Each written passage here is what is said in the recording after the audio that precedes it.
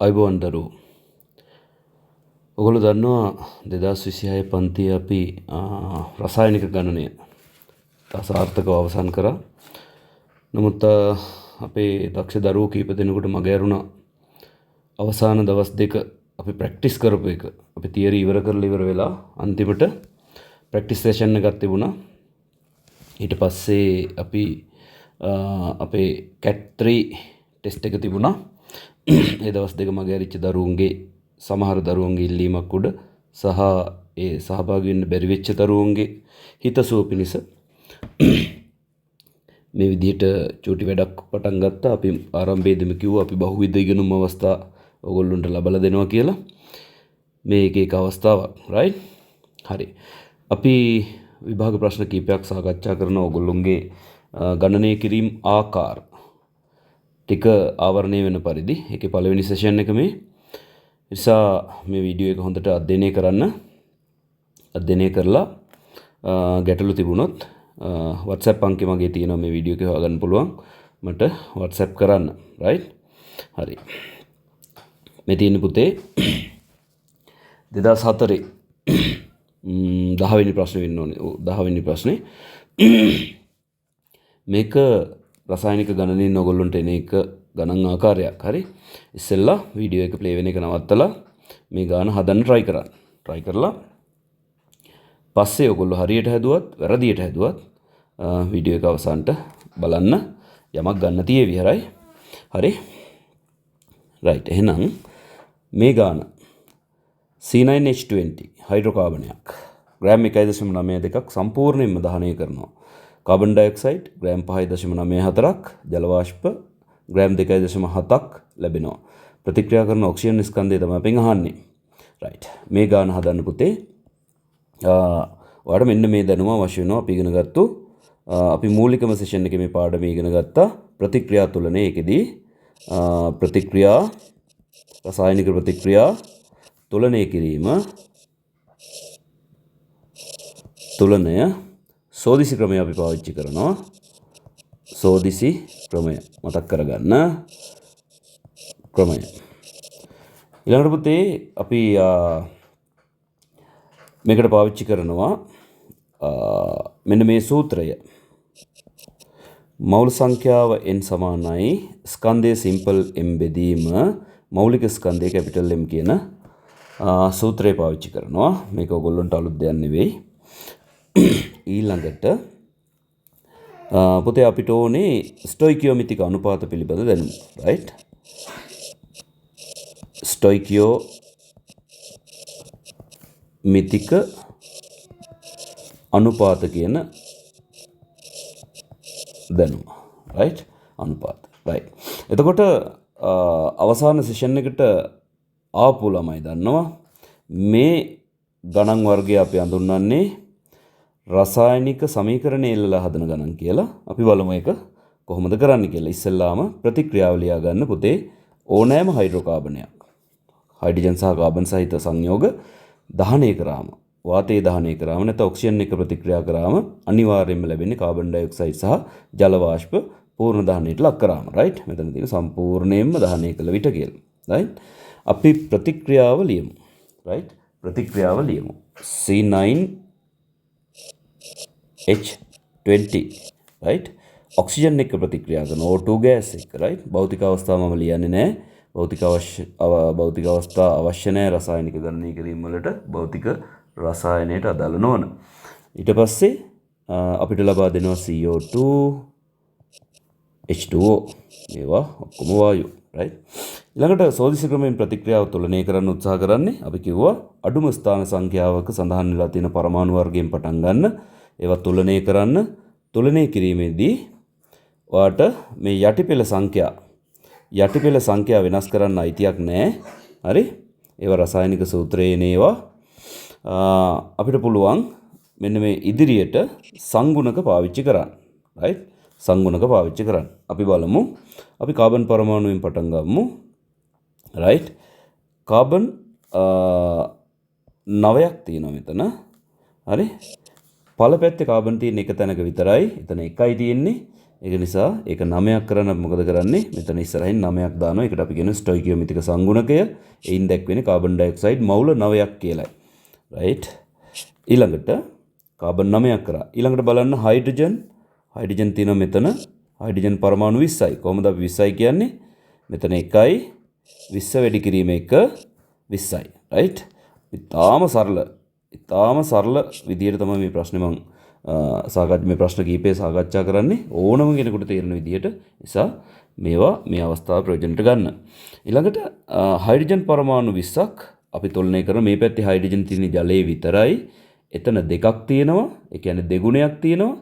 පරමාණු ගාන 20ක් වෙන්න ඕනේ. ඒක නිසා අපි මෙතනට 10ක් දානවා. 10 වරක් 2 20යි. රයිට්.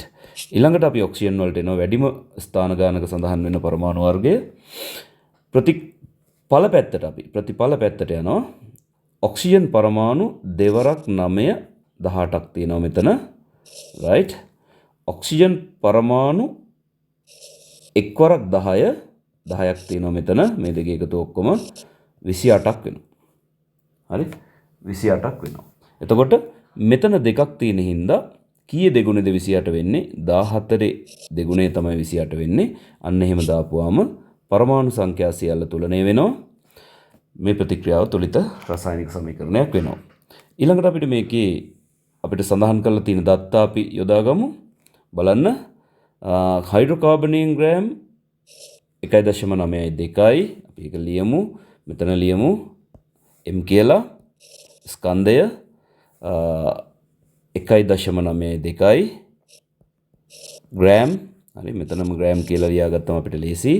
ඊළඟට කාබන් ඩයොක්සයිඩ් 5.94යි. 5.94යි. ජලය බලන්න 2.7යි බිඳුවයි.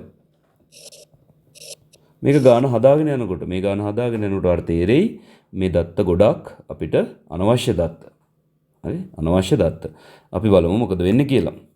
අපි ඊට පස්සේ මෙන්න මෙහෙම මෞලික ස්කන්ධ කැපිටල් M ඒකක මොනවද? ග්‍රෑම් මවුලයට. රයිට්. මේවා ලියන්න අවශ්‍ය නැහැ MCQ එකක් හදද්දී. නමුත් මම මේක ඔයගොල්ලෝ රචනා ප්‍රශ්නකටත් හුරු වෙන විදිහට තමයි සාකච්ඡා කරන්නේ. අපිට අවශ්‍යයි මෞලික ස්කන්ධ කාබන් ඩයොක්සයිඩ්ගේ. කොහොමද හොයන්නේ කාබන් ඩයොක්සයිඩ්ගේ මෞලික ස්කන්ධය? බලන්න CO2 මේකත් දන්නේ නැති අය ඉන්න පුළුවන්. ඒක නිසා කාබන්හි සාපේක්ෂ පරමාණුක ස්කන්ධය 12යි. 12 බැගින් පරමාණු 1යි. එකතු කිරීම ඔක්සිජන්ගේ සාපේක්ෂ පරමාණුක ස්කන්ධය 10යි. 10 බැගින් පරමාණු 2යි.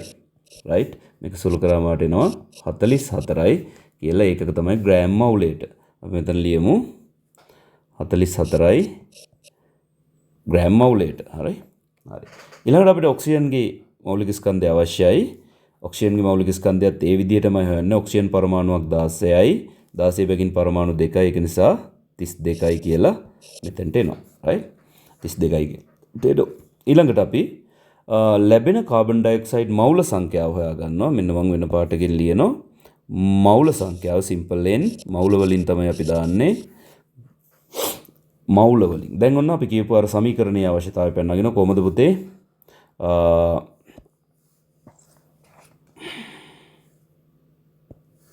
බලන්න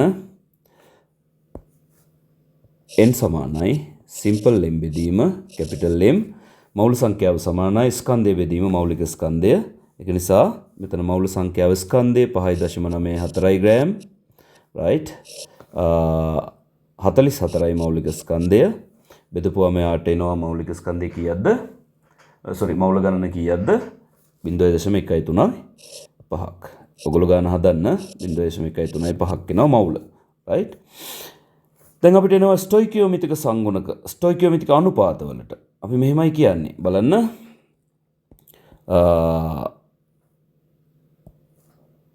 දරුවෝ මෙතන කාබන් ඩයොක්සයිඩ් 9ක් එක්ක ඔක්සිජන් 14ක් ප්‍රතික්‍රියා කරනවා. රයිට්. කාබන් ඩයොක්සයිඩ් 9ට ඔක්සිජන් 14ක්. අපි මේක ලියනවා මෙහෙම. කාබන් ඩයොක්සයිඩ් 9ට ඔක්සිජන් 14ක් ප්‍රතික්‍රියා කරනවා. රයිට්. ඔක්සිජන් 14ක් ප්‍රතික්‍රියා කරනවා. එතකොට කාබන් ඩයොක්සයිඩ් එකට එකක් ලැබෙන්නේ ඔක්සිජන් 14 බෙදීම 9ක් ප්‍රතික්‍රියා කළාම. 14 බෙදීම 9ක් ප්‍රතික්‍රියා කළාම. එහෙමනම් කාබන් ඩයොක්සයිඩ් මවුල 0.135ක් ලැබෙන්නේ කීයක් ප්‍රතික්‍රියා කරාමද? හරි සරලයි. බලන්න.